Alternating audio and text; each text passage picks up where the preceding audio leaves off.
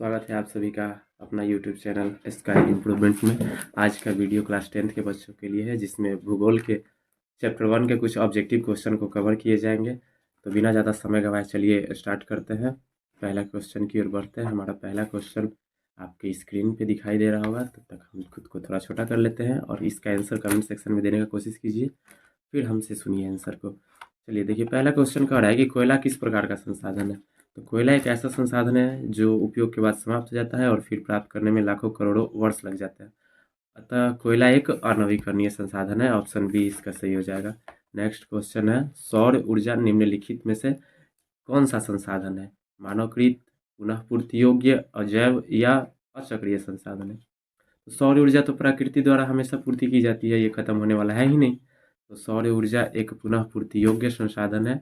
अगला क्वेश्चन है, तट रेखा से कितने किलोमीटर क्षेत्र सीमा अपवर्जक आर्थिक क्षेत्र कहलाते हैं।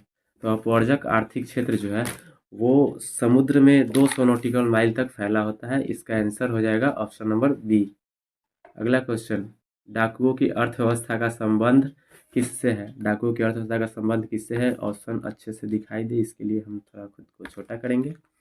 संसाधन संग्रहण से, संसाधनों के नियोजित विदोहन से, या संसाधन के नियोजित अनियोजित दोहन से, या इनमें से कोई नहीं।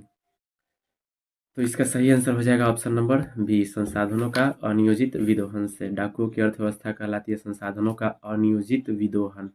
नेक्स्ट क्वेश्चन आप लोगों के सामने, समुद्री क्षेत्र में राजनीतिक सीमा के कितने किलोमीटर क्षेत्र तक राष्ट्रीय संपदा निहित है। तो समुद्री क्षेत्र में बढ़िएगा तो 19.2 किलोमीटर तक राष्ट्रीय संपदा मानी जाती है। तो अतः इसका आंसर हो जाएगा ऑप्शन नंबर डी।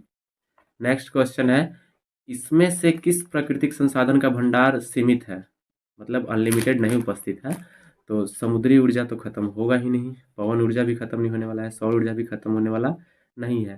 तो इसका आंसर हो जाएगा कोयला। कोयला जो है वो खत्म होने वाला संसाधन है जिसका भंडार सीमित है। अतः ऑप्शन नंबर बी इसका आंसर है।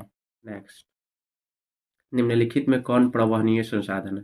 प्रवहनीय संसाधन का अर्थ होता है प्रकृति में प्रवाहित हो रही है, उपयोग करे तो भी कोई फर्क नहीं पड़ता है और उपयोग ना करे तो भी कोई फर्क नहीं पड़ता है। तो ऐसे दो संसाधन है, एक होता है नदी और दूसरा है वायु। वायु भी प्रकृति में प्रवाहित होते रहती है और वो भी एक प्रवहनीय संसाधन है। नेक्स्ट क्वेश्चन की ओर चलते हैं हम लोग। संसाधन के रूप में किसी पदार्थ का अस्तित्व किस पर निर्भर करता है। तो संसाधन के रूप में किसी पदार्थ का जो अस्तित्व है वो उसकी उपयोगिता पर निर्भर करता है। जिसकी उपयोगिता जितना ज़्यादा होगी वो उतना ही महत्वपूर्ण संसाधन होगा।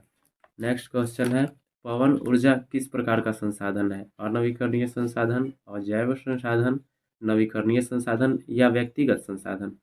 तो पवन ऊर्जा जो संसाधन है वो नवीकरणीय संसाधन है, वो खत्म होने वाला नहीं है, प्रकृति द्वारा उसकी पूर्ति की जाती है। अगले क्वेश्चन की ओर बढ़िए, इनमें से कौन सबसे कीमती अनवीकरणीय संसाधन है। सब अनवीकरणीय जो सबसे कीमती अनवीकरणीय संसाधन है उसके बारे में बात की जाती है। तो जल तो पहले बात है कि ये अनवीकरणीय संसाधन है नहीं, ये नवीकरणीय है। पवन भी नवीकरणीय है, वन भी नवीकरणीय है, लेकिन खनिज खनिज अनवीकरणीय है। हालांकि और भी ऑप्शन होते तो उसमें से जो खनिज जो होता है वो सबसे ज़्यादा कीमती अनवीकरणीय संसाधन होते हैं। नेक्स्ट क्वेश्चन है, ज्वारीय ऊर्जा निम्नलिखित में से किस प्रकार का संसाधन है। अजैव संसाधन, चक्रीय संसाधन, पुनः पूर्ति योग्य या मानवकृत संसाधन। तो ज्वारीय ऊर्जा का मतलब जो समुद्र में ज्वार भाटा उत्पन्न होता है उसी ऊर्जा को ज्वारीय ऊर्जा कहा जाता है।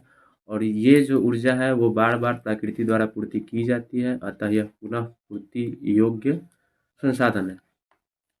अगला क्वेश्चन है कि सौर ऊर्जा निम्नलिखित में से कौन सा संसाधन है। अजैव संसाधन, चक्रीय संसाधन, पुनः पूर्ति योग्य या मानवकृत। तो सौर ऊर्जा की भी पूर्ति प्रकृति द्वारा की जाती है, यह भी पुनः पूर्ति योग्य संसाधन है। नेक्स्ट क्वेश्चन देखिए, लौह अयस्क किस प्रकार का संसाधन है। नवीकरण योग्य, प्रवाह, जैव या अनवीकरण योग्य। तो लौह अयस्क जो है वो अनवीकरण योग्य संसाधन है। इसका ऑप्शन नंबर डी सही आंसर होगा। अगला क्वेश्चन देखिए, 1992 में रियो डी जेनेरो में कौन सा सम्मेलन हुआ था। महाद्वीपीय, जनसंख्या, जलवायु या पृथ्वी। तो 1992 ईस्वी में रियो डी जेनेरो में जो है वो पृथ्वी सम्मेलन हुआ था। प्रथम पृथ्वी सम्मेलन रियो डी जेनेरो में 1992 ईस्वी में हुआ था। अगला क्वेश्चन है, सार्वजनिक स्थल पर अगर कोई मंदिर बना है तो वह किस प्रकार का संसाधन है? तो सार्वजनिक स्थल पर मंदिर बना हुआ है तो वो उस समाज के सभी लोगों के लिए है, तो मतलब वो जो है एक सामुदायिक संसाधन के अंतर्गत आएगा। नेक्स्ट क्वेश्चन है, संसाधन होते नहीं बनते हैं। ये क्वेश्चन पे ध्यान दीजिए और ये बताइए कि यह कथन किसका है। क्या ये महात्मा गांधी बोले थे, जिम्मरमैन, अन्ना हजारे या मेधा पाटेकर? तो इसका सही आंसर हो जाएगा बी, जिम्मरमैन ने कहा था कि संसाधन होते नहीं बनाए जाते हैं। नेक्स्ट है, किसने कहा था हमारे पास पेट भरने के लिए बहुत कुछ है परंतु पेटी भरने के लिए नहीं? तो हमारे महात्मा गांधी जो थे उन्होंने बताया था कि हमारे पास पेट भरने के लिए बहुत कुछ है परंतु पेटी भरने के लिए कुछ भी नहीं है। अगला क्वेश्चन है, पर्यावरण संरक्षण हेतु पहला विश्व शिखर सम्मेलन कहाँ हुआ था? न्यूयॉर्क में, जिनेवा में, स्टॉकहोम या फिर बुडापेस्ट? तो प्रथम विश्व शिखर सम्मेलन स्टॉकहोम में हुआ था 1972 ईस्वी में। प्रथम विश्व शिखर सम्मेलन 1972 ईस्वी में हुआ था। नेक्स्ट क्वेश्चन है, लिमिट्स टू ग्रोथ नामक पुस्तक किस वर्ष प्रकाशित हुई? लिमिट्स टू ग्रोथ नामक पुस्तक जो है वो 1972 ईस्वी में प्रकाशित हुई थी। अगला क्वेश्चन है, देखिए, स्मॉल इज ब्यूटीफुल किन की रचना है? तो स्मॉल इज ब्यूटीफुल जो रचना है वो सुनसेर की है, जिसमें गांधी जी के जो विचार है वो प्रकाशित किया गया। इसका ऑप्शन डी सही हो जाएगा। अगला क्वेश्चन, संसाधनों के विवेकपूर्ण उपयोग का प्रस्ताव किस वर्ष आया? तो संसाधनों का विवेकपूर्ण उपयोग का जो प्रस्ताव है वो 1968 ईस्वी में आया था और इसी समय सबसे पहले वकालत किया गया था संसाधन संरक्षण के लिए क्लब ऑफ रोम के द्वारा। नेक्स्ट क्वेश्चन है, क्योटो सम्मेलन कब हुआ था? क्योटो सम्मेलन 1997 में हुआ था और इसी समय एक और सम्मेलन हुआ था 1997 में ही, द्वितीय पृथ्वी सम्मेलन।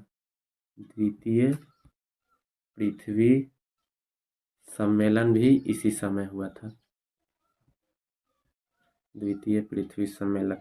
नेक्स्ट क्वेश्चन है कि राजस्थान में किस संसाधन की कमी है?